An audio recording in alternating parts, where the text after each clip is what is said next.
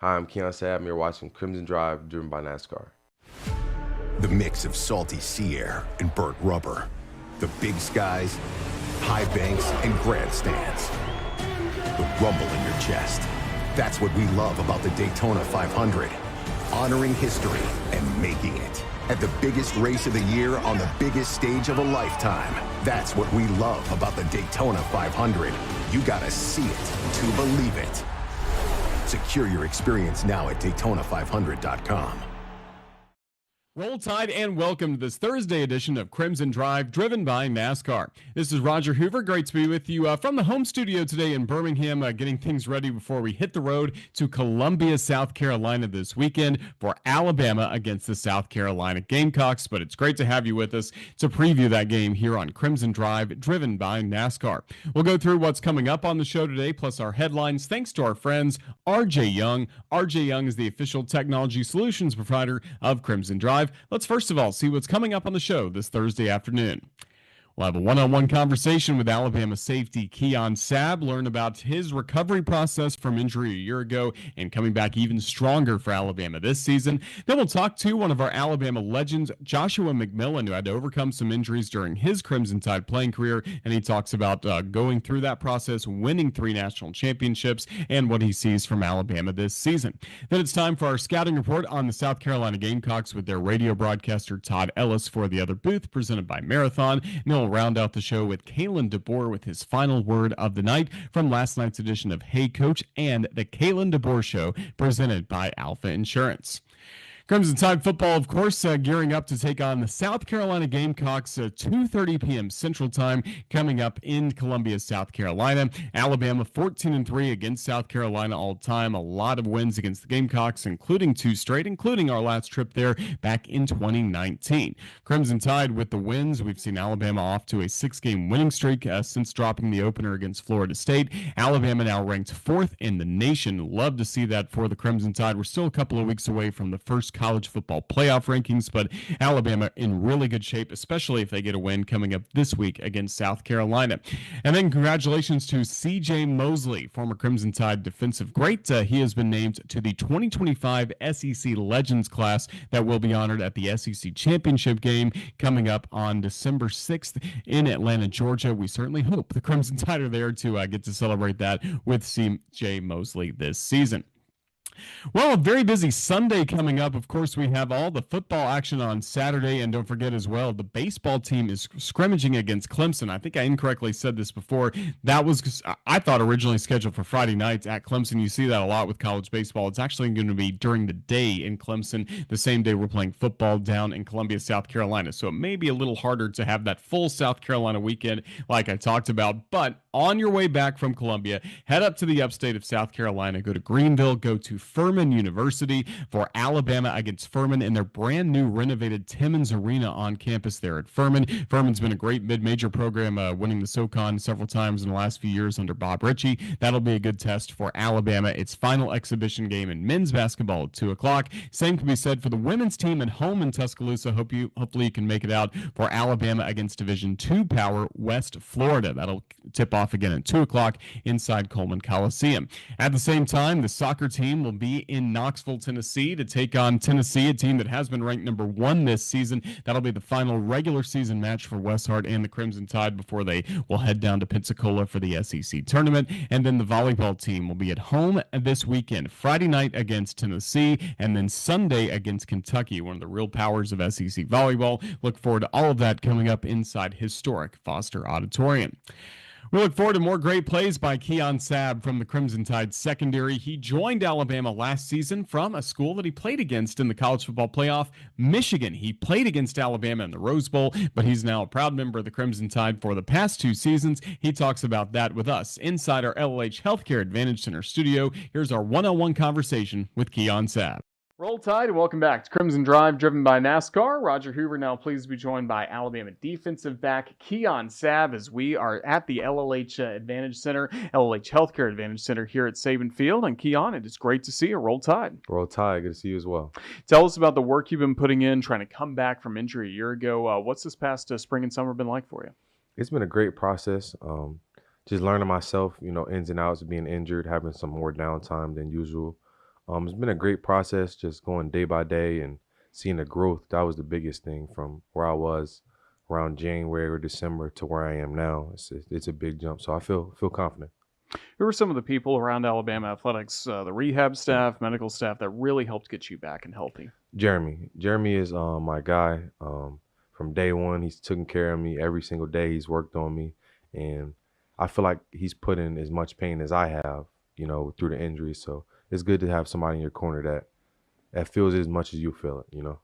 Good to have some fellow teammates as well, like Deontay Lawson. We talked to him about coming back from his injury, but you guys got to go through that progression together all throughout the winter and spring. Yeah, it was a interesting way for everybody to get a lot closer with all the different injuries and stuff like that. But it worked out for the best. A lot of the older guys being injured, we got really close. Some of the younger guys being able to have more reps, so those guys got close and ultimately helped our team, grow as a team as well. Of course, we've had you in this studio before to talk about the transition going from Michigan to Alabama. How about the first impression you got to make in a Crimson Tide jersey with 2 interceptions against Western Kentucky? How special was it your first night here to make an impact like that? It was a special opportunity. God blessed me with the opportunity to have 2 interceptions in the first game. I didn't even, I feel like I didn't even ask for that. It just happened the way it happened. I feel like everything happens for a reason. Starting out the season hot like that was pretty cool. So it felt good. Yeah, it was a really good start to the season for you. And then unfortunately the injury came about. When did you start thinking that maybe you would be coming back for sure for this upcoming year? A little after the injury, just talking to my parents, my family, different coaches and different things like that. Just feel like that was the right decision. Come back. We didn't finish how we wanted to last year. And this year we have the opportunity with the team we have. So looking forward to it. Of course, you're coming back to this defense, but really a lot of guys are coming back, especially in the secondary. How strong is that group? I just can't wait till the game time and the whole world gets to see what we have. So it's going to be special. We got a lot of talent, and some people might be surprised, and there's some people out there that already know the business. So it's going to be great to show it. I really can't wait to see it as well. Bray Hubbard stepped in your starting role once you went away with injury. How'd you see him kind of manage all of that, going up against some good teams, making some big plays? It wasn't even any drop-off. Like, some people may think a starter, but we really had 3 to 4 starters like I did when I was at Michigan as well. We had 3 or 4 starters. So having a deep room, it doesn't really matter who goes in the game or who gets injured. The next man is the best man. So you just get ready. Next guy's going to be ready. And, of course, Alabama's got some good competition on the other side of the field to go up against. Just what do you see from that wide receiver room you have to battle against in practice? Man, it's something special over there. Going against the best in the country is obviously going to make us one of the better defenses as well in the country. So just having talent like Germ, Ryan, Isaiah Horton, just a load of guys on that wide receiver room, just like the DBs as well. So top to bottom, we got guys that can play. They do as well. So it only makes us better. And then tight ends, they get involved in passing attack too. I mean, that has to make it even tougher, right? Yeah, we got some really good tight ends as well. And it's always fun battling against them as well. Well, it seems like a really connected group. How have you seen, your coaching staff, Coach Linguist, Kane Womack, how have you seen them in year 2 of this system, making sure they're not installing as much? Now you guys know the standard they want you to play to. Yeah, we're not having to install much and having everyone have to learn everything new. We can start to work on things that we didn't work on last year, like just getting more in depth in detail with the defense and learning all the different ins and outs and things that you can tweak and change with being in the second year. So there's definitely been a great jump. I won't say a huge jump because we were a pretty good defense last year, but this year it's just going to put on something different on display. And do you feel like as well you're more of a leader this year with more time in this program? Yeah, for sure. Just being able to be around the guys and they understand that I'm another older brother that they can lean on, all the younger guys, they find guys to look up to. So I take my few guys under a wing and lead them as best as I can. Who have been some of those newcomers you've taken under your wing? Red Morgan's always been a guy that I've been with. DJ Lee's always been a guy. Chuck, a lot of the different DBs, and some of the offensive guys I'm close with as well, but the wide receivers handle that.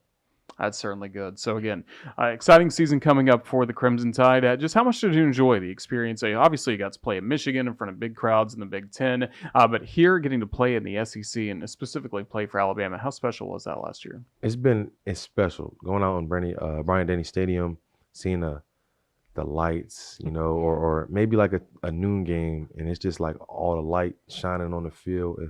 It's just a different feeling, like especially when I got hurt, and then I think my first game back might have been the Missouri game, actually coming to the game, and it brought so much joy and energy into me. It was an amazing feeling.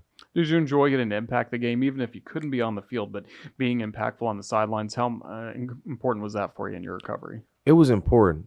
It definitely helped the guys on the team as well. Seeing all the injured guys come out and support. You see their faces light up. Even when I went out there, my face lit up when I get to see all my teammates going out there and doing what we all want to do. Being able to go out there and play and put on for their family, for the team, for the university. So it was a good experience. Biggest difference in facing a Big Ten offense like you did at Michigan versus an SEC offense like you do now at Alabama? Okay, so SEC, there's a lot more like athletes, really good athletes in the SEC, and the Big Ten that has like really good technicians and really good football players. Not saying one's better than the other, but there's definitely talented guys on both sides. Does that make some of the matchups kind of interesting when you do get down the road? Alabama played Wisconsin last year. You played against the Tide when you were with Michigan, and we just see it every year. It seems like the college football playoff, Big Ten versus SEC. Yeah, it's two great conferences battling it out. It's going to be years to come as well, for sure. Well, now as you get ready for this 2025 season, what do you hope your impact is on Alabama this year? Just do my 111. We have a really good team. Nobody needs to be Superman, so I do my job, and the guy next to me does his. We'll be fine. Is that a huge message from Coach DeBoer too, or is that more internal? I feel like it's internal, but it's definitely the team's motto as well. If you do your job and the guy next to you does his job, there's 11 of us out there. So if the man next to you does his job, we'll be fine. We look forward to the Crimson Tide being fine this year. Keon, Sabb, thank you for the time you've given us. Best of luck with everything this season. Roll Tide. Roll Tide. Thank you. This isn't just a race. It's the race. 500 miles of glory, a million memories, one place. That's what we love about the Daytona 500. You got to see it to believe it. Secure your experience now at Daytona500.com. Keon Sabb hopes to win a national championship this season with the Crimson Tide. Somebody that was part of 3 national championship teams during his time at Alabama, Joshua McMillon, a linebacker, had to overcome a lot of injuries throughout his career, still play a key role on both offense, defense, special teams for the Crimson Tide in 2020. He joins us now to talk about that journey, plus what he sees from Alabama this season as our Alabama Legend of the Week. And he was just in town to celebrate that 2015 national championship. Joshua, it's great to see you. Roll Tide. How's everything going, man? Roll Tide. Everything's been great. I really feel good about the performance that the team put on this weekend. Like you said, I just came back from the game, so great seeing those guys, talking to them. We got a chance to catch up with a lot of old players like Reuben Foster, Jake Coker. Actually got us a chance to see Coach Saban, talk to him, ask me about how my kids were doing, ask me how the engineering career is going. Everything's been great.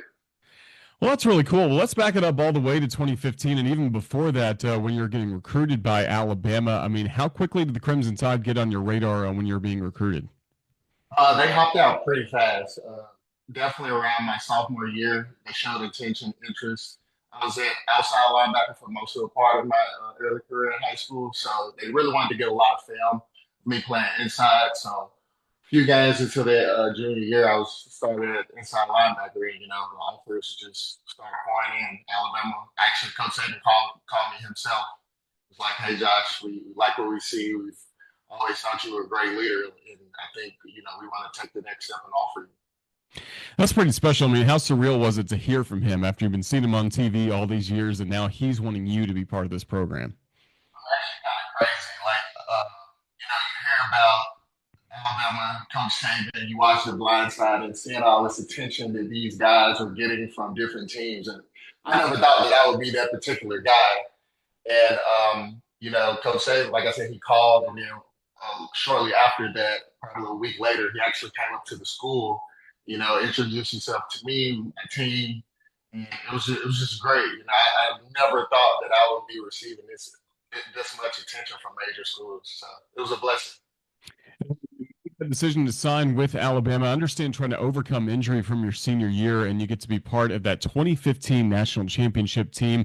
That's your first experience in college football, getting to be with these guys who had a remarkable run to the title. Just how special was that year? Oh, it was great. I mean, you had guys like Calvin Ridley that came in my freshman year, Minka Fitzpatrick, Deron Payne. The list goes on. And we were all in the trenches together. We were all trying to figure out, how to be that best dynamic player for Coach Saban. So, we had our ups and downs. Like you said, I came in on injury, so I was a little bit more reserve role. But, just really gathering around those old heads like Ruben, Denzel, Reggie, who was it? Jake Coker, Derrick Henry. Like really getting around those guys, understanding them, and learning how to be a professional, like really helped me in my career at the University of Alabama. So, it was great seeing Eddie Jackson, Minka Fitzpatrick, and all those guys return 9 consecutive touchdowns on the defensive side. Jonathan Allen getting major sacks and making big plays. Like it was great. It made me want to become better and live up to that standard. So, something I'll never forget. I'll hold cherished in my heart. And, it's just great memories the whole time. Well, it was. And then for you, when you did have playing time more in like 2017, 2018, what made those defenses so good during that era? Oh, it was definitely, the standard, and not only the standard that we wanted to live to, but all the other players and the coaches pushed us to. Reuben Foster is one of those guys who was very invested in the team. It was one time in the 2017 year he came back and spoke to us, and he just literally in the middle of the meeting room started pointing in person at people like, "Hey, you need to do your effing job. You need to step it up. You need to take it to the next level. This is not how we do it here." And I've always admired his leadership skills and how vocal he was on the defense, and that just continued to carry over to us. Like when I was on the field, I made sure that I commanded control of everybody on the field, and I pushed through and I made the right calls. Everything was on me being the Mike linebacker. So, just having those guys in my ear and behind me, encouraging me each and every week. Like it's when they say, it's a team sport, it's not just the guys on the field. It's more so the guys, around in the program. So it was great. And, being an Alabama player is really it's a fraternity. So I really love that, and I appreciate all those guys for those encouraging moments. Again, you had to overcome some adversity in your career. I mentioned the injury in high school, but also you're injured in the 2019 season. How tough was that to go through that process and then not even know if you'd get to play a season in 2020 due to all the concerns with COVID and how uncertain everything was in the spring and summer? Man, it was crazy. I was, like you said, I injured my right knee, projected starter in the 2019 team. And when I first felt the injury, I was like, oh no, it can't be the same thing. The knee is good. So went later on, went to the doctor. They told me it was 90% torn. We need to go and have surgery. So the season hadn't quite started. So I was hoping to get that medical shirt. Did get the medical shirt, and then Dylan Moses went down, probably 2 weeks later after that. So we were missing 2 starting linebackers. I always say that team could have been something special. We had Tua, Devontae Smith, all those guys on the offensive side, and then on the defensive side, Xavier McKinney, you name it. But carrying on with the story, we end up getting a medical shirt. Going into that COVID year, we were like, hey, look, we really need to bond together. Whatever we're going to do, we're going to just buy in. Everyone's just going to stay in this one house, not one house, but like in this one little community, and make sure we're just not going out. And that team bought in. Like we would get COVID tests literally every morning. I would never. And it was the serious like nose swabs. It wasn't just they just swallowed it in your nose. Like it was like very very back in your nostrils. And I mean it was. It was pretty bad, and I was fortunate enough to not get contract virus for a long time. So my COVID test went further on into the season. Like kind of once you got infected, you would go through like this 30-day window where you couldn't really catch the virus again. But I had to stay committed every morning at 7 a.m. I had to be up at Mount Moore facility getting a nose swab. So it was definitely it took a lot of commitment.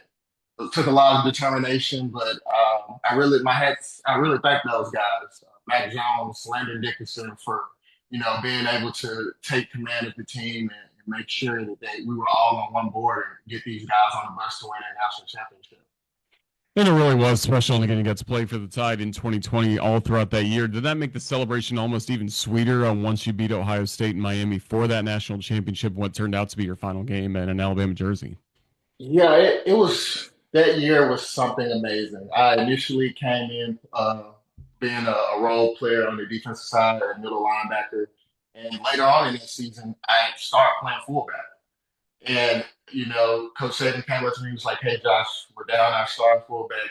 We feel like you have the potential, you have the intelligence to be able to pick it up on the fly and really, make something happen for us. And, I never forget the Ole Miss game. It was like late in the game. It was a very close game. We needed to get a first down. They called the play that I was in. I go in, I lead up to the middle linebacker, block him. Najee goes and scores, and the rest is history. I'm now the starter and fullback for the Crimson Tide. And it was just so surreal being able to be a one-dimensional player just on the defensive side, but now my senior year playing on offense and defense, and scoring, being in the national championship and being on the first play where we scored. And actually being in the last touchdown of that year, it was just like so surreal. I would have never imagined in a million years that I would be on the offensive side, during that time. But it was just overall great experience, and I thank Coach Saban for coming to me and asking me to be that versatile player. And it worked out for me. I got a lot of attention at the professional level. I had a trial with the New Orleans Saints, and that went well, but they eventually, I got waived and then started pursuing my professional corporate career. Absolutely. And how have some of the lessons you learned from Coach Saban and playing here at Alabama helped you in your professional career afterwards? I mean, it's just about everything. He would always say to you, how you do anything is how you do everything. That's stuck with me and rode with me for pretty much everything I do. I always try to live up to a certain expectation, do things to a certain standard, execute, being able to show commitment, show pride about everything that you do. He has several sayings, you're only as good as your last play. So basically saying, well, if you're going to do something, do it to your full potential. Don't slack off or don't think like, hey, look, I'll have another day to get another chance at doing this. No, you have the time now. Make sure you go out and do it to your full capability.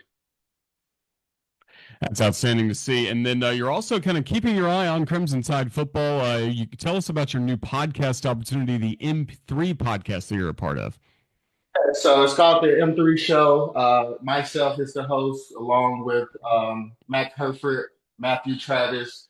We try to air out every Wednesday. We're on Instagram, TikTok, and X at the Bama Podcast. On Instagram, it's Bama Football Podcast. And it's just overall great. We cover it's a very genuine show. We just try to, really give our viewpoint on how the Crimson Tide is going. And we do a little side bit here and now and then. And we kind of have a little wager going between ourselves. But overall, a good show. We have guys on all the time. It's really taken off. I really enjoy it. That's a cool opportunity. And speaking of what you guys are seeing this year, just how about this Crimson Tide football team right now? Huge win against Tennessee. Hopefully a good showing against South Carolina coming up. But this team seems like it is on a special path right now. Yeah, definitely. They had a little bit of adversity early on in the season. Ty Simpson really gathered that team and, changed the whole trajectory of it. Like, they were far out of the playoff conversation, but now, we're projected to win the SEC.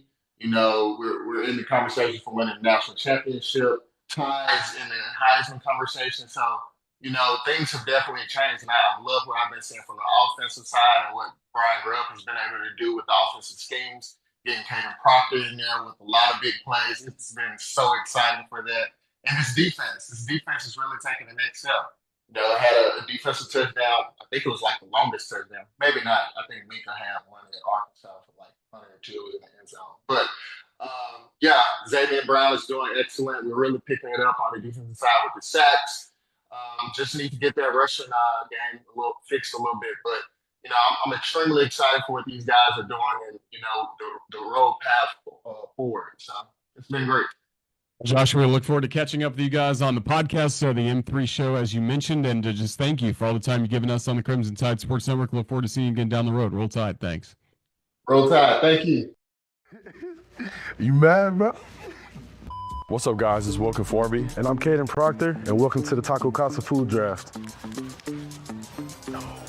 First menu item off the list, taco burger, mild. Ooh. I need that. I'm gonna choose the enchilada. It's a safe bet, reliable. You can switch it up, eat it with a bag of chips, or get a flour tortilla. All right, next off the list, gotta go with the classic taco. My next pick will be the messy nacho. It's a good option because you can do chili, beef, or chicken and change it up. For my third pick, I'm gonna pick a nice burrito. For my third pick, I'm gonna choose the snack burrito. It's a good option if you're like me and you order a lot of food. It's not a huge portion to add onto your meal. I'm gonna have to go with the queso beefy nachos. For my fourth pick, I'm gonna switch it up and go with the sopapillas. It's a good dessert option. With the last pick of the draft, I'm gonna have to go with a Sancho. I'm gonna go with the sleeper, the combo number 3. Caden, he already picked the taco, so that's a good way to steal the taco. And it comes with a Sancho, a taco, rice, fiolis, and chips. Good 5th round pick. You think you know something? With so many great options, you have to stop by the biggest cactus in town. Roll Tide. This week's opponent, the South Carolina Gamecocks, and their radio play-by-play broadcaster is a former Carolina quarterback in Todd Ellis. He joins us now for the other booth, presented by Marathon, to learn more about Shane Beamer's team and what Tide fans can expect coming up on Saturday in Columbia. Here's our conversation with Todd Ellis. Todd, it's really great to see you in South Carolina. If you could, just please describe the season so far for the Gamecocks. Thank you. First of all, it's good to be with you, and can't wait to have your crew, the team, and all the great Alabama fans come over to Williams-Brice Stadium. It's great to have a blue blood over there. We hope to do a little bit better than we did a week ago when we had Oklahoma in town. But the season, we probably, Roger, didn't manage expectations early on, in my opinion, compared to what we had last year. Ranked number 11 in the preseason polls, despite the fact that our front four all were drafted in the first 4 rounds. We lost to those guys except for Dylan Stewart, our All-American defensive end. And then on offense, we lost those 3 interior offensive linemen, center and both guards. I thought we would replace our secondary guys. Nicky Emmanuel is a first-round draft choice safety that goes out, but we had some good players there. And then we had to replace all of our linebackers. I think we've done a good job with the exception of really our offensive line is not performing well at all interior. A year ago, we got in the transfer portal, 2 guards that helped us, not only helped us, may have been the best players on the offensive line at the time, and were tough, gave us an edge, and we started running the ball midway through the season. This year, it just has not gone well at all. I think everybody agrees, and I'm a little somewhat surprised that there's been some knocks on Lenore Sellers, our quarterback, throughout this year, when I think little has had to do with his play. We're just not as efficient running the football, certainly not protecting him, getting behind on the chains. And I think we should have seen this coming a little bit. Having said that, I agree with Shane, what he said this week, which is he blamed it on himself, but he's saying we're not meeting the expectations of this team. We're not playing to the level that they should be playing at. I think that is the case. We're not playing as well as we should be, but I was one that was pumping the brakes on, being number 11 in the country at the beginning of the season. And usually, as you know, you got a quarterback like the Tide plays with or that we play with in Lenoris this year, that kind of pumps up everything. But as we all know, there's a lot of other issues that are moving around because of that. So I would say it's been a little disappointing, but I'm not totally surprised where we are in the record right now. I knew there'd be some rough sledding. So looking at that South Carolina offense led by a former Alabama quarterback and head coach Mike Shula is the offensive coordinator, what's it going to take for this offense to really get going? Does it start at the line of scrimmage like you alluded to? It does. My thing has always been with this team and most teams in the conference is first down. My gosh, we have done a terrible job either in penalties.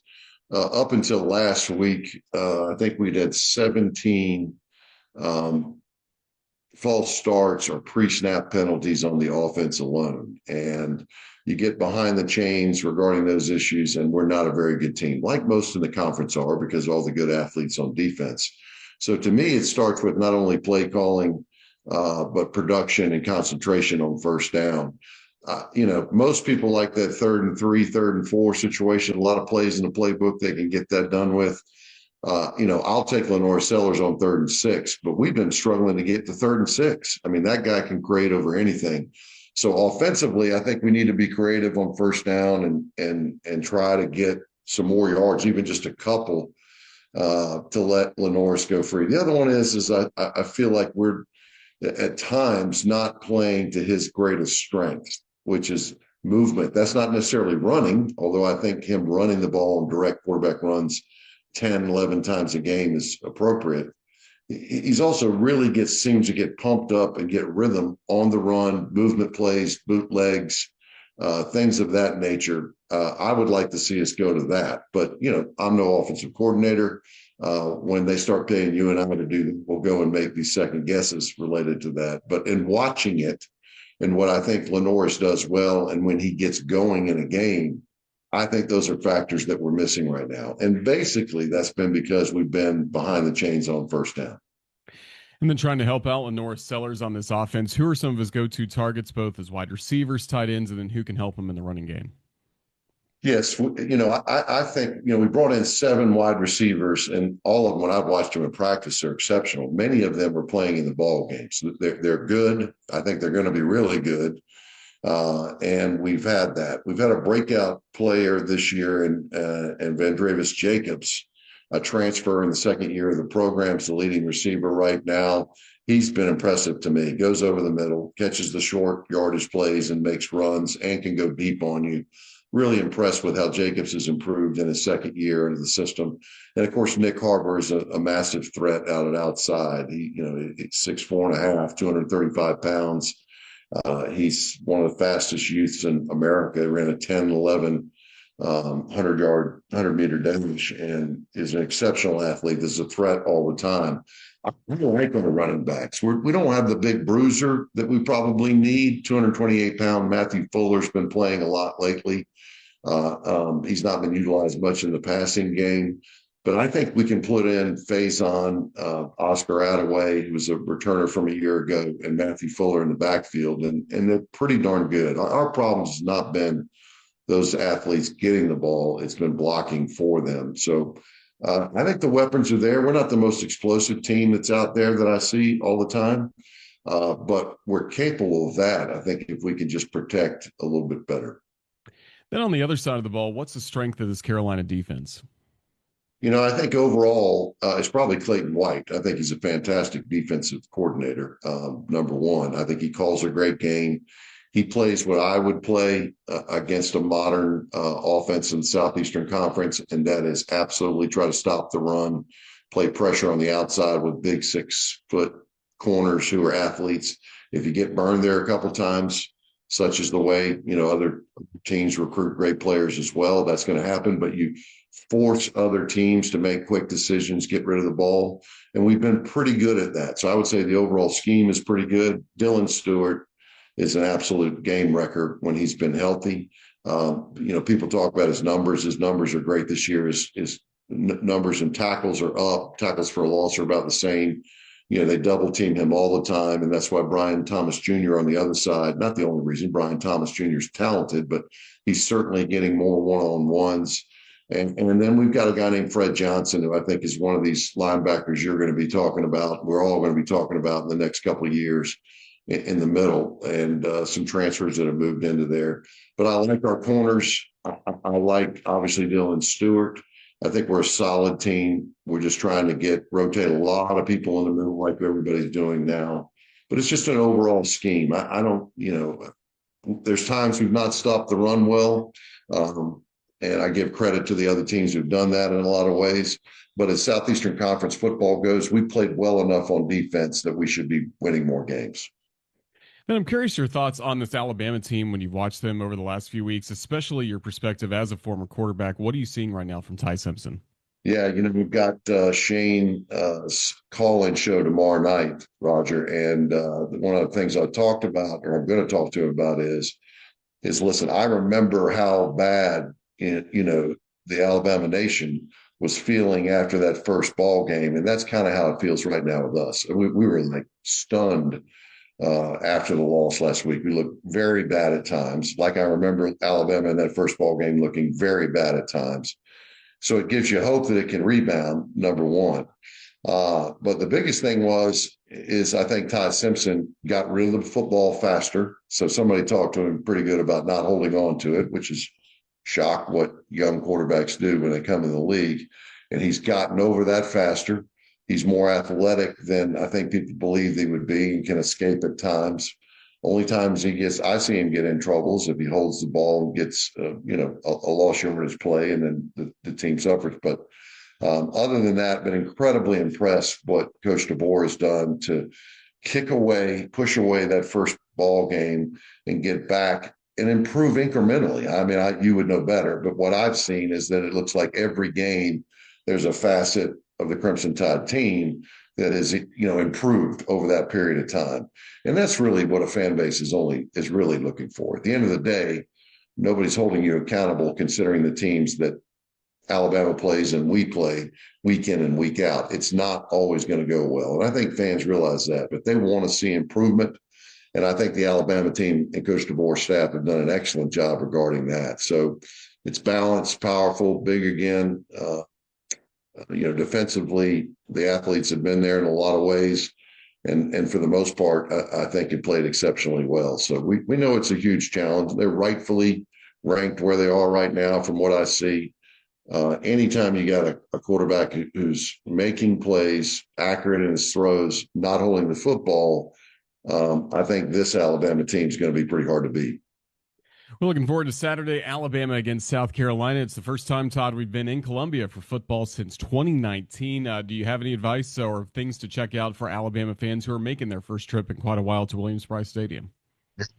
Yeah, and I think our city, like a lot of southern cities, is becoming more progressive in the last couple of years. There's a lot more things entertainment-wise to see. Go to the Vista in Columbia and walk around. For older folks are mostly the people that travel and young people that come in. There's certainly the great bars and restaurants related to that. If you really got time, come in on Thursday, go to the zoo. I know that sounds crazy, but we have an incredible zoo. It's one of the best in the nation. It's also right near downtown. And of course, we have the two rivers, which is a big part of our process. If you like that walkway and going around there, you'll get the feel of it. But, the Crimson Tide people are used to traveling to these great SEC schools. I think they'll figure it out like our folks do. But we sure appreciate everybody coming over. And, we hope it's another electric game. That's what we're always at. I mean, last year was unbelievable, obviously, and Bryant-Denny in a game which we could have won. And obviously, Alabama did the things to win the ball game. So we're hoping for a competitive ball game, and we're glad to have everybody coming in. Yeah, we look forward to the trip. Williams-Brice Stadium, always loud. Well, Todd, thank you so much for the time you've given us. All the best. We look forward to seeing you on Saturday. Thank you. Safe travels, everybody. Alabama fans, there's an exciting new opportunity for you getting ready for the Crimson Tide game against the Oklahoma Sooners coming up in November, thanks to our friends at West Shore Home. 4 tickets against Oklahoma and plus pregame sideline passes, and you can also win a free shower from West Shore Home. Now, how do you sign up? Well, it's very easy. Just go online to RolledTide.com. We're going to do that here on this board. You will go to RolledTide.com, our main landing page. You'll go to the Fans tab and then Contest Central, which is really the place to go for any of the contests we run through the Crimson Tide Sports Network and Alabama Athletics. You're able to sign up for these all throughout the season, but right now we're focusing on a free shower from West Shore Home. You can enter to win right here. Put in your information. Some autographs are available, as well as that opportunity to win that free shower from West Shore Home. Again, it could not be easier here on RolledTide.com. Just fill out this simple form and you can be entered to win. Again, head to RolledTide.com. Take advantage of this amazing opportunity. Thanks to our friends at West Shore Home.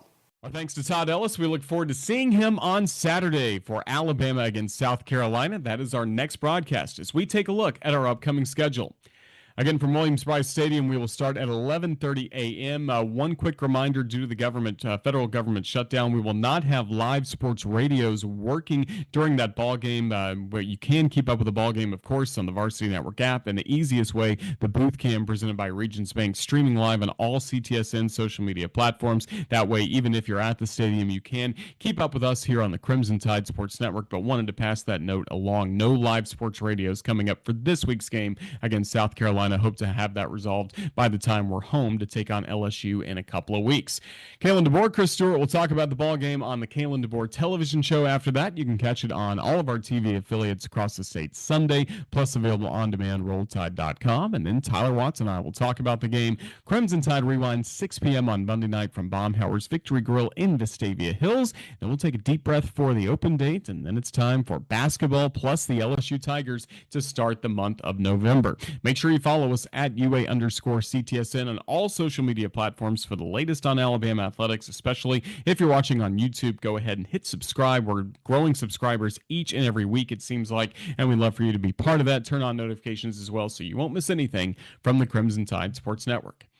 That's going to wrap up a very busy Thursday edition of Crimson Drive, driven by NASCAR, as we get ready for Alabama against South Carolina in football 2025. Huge thank you to our guest, Keon Sabb, as well as Joshua McMillon, and South Carolina's Todd Ellis. Thanks as well to our producer, Ethan Carabin, for putting this entire show together, and thanks to all of you for watching. This has been Roger Hoover closing things out from the home office, but we will let the show go by taking a look back to Baumhower's Victory Grill. Last night in Tuscaloosa, Chris Stewart was there, Tim Keenan III was there, and then, of course, Kalen DeBoer there as well. And here's his final word of the night as we get ready for the Tide and the Gamecocks. Roll Tide, everyone.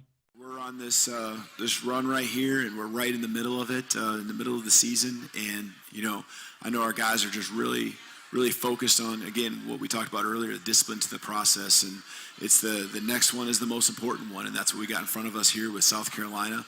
Another opportunity to go on the road, and we know it's going to be a great environment against a very good football team. Coach, appreciate you, Tim, so very much. Congratulations again, but I know the page has been turned. It's time to go to South Carolina, take on the Gamecocks. Appreciate your time as always. Thank you. Roll Tide. Roll Tide. Coach Kalen DeBoer, Tim Keenan III joining us here.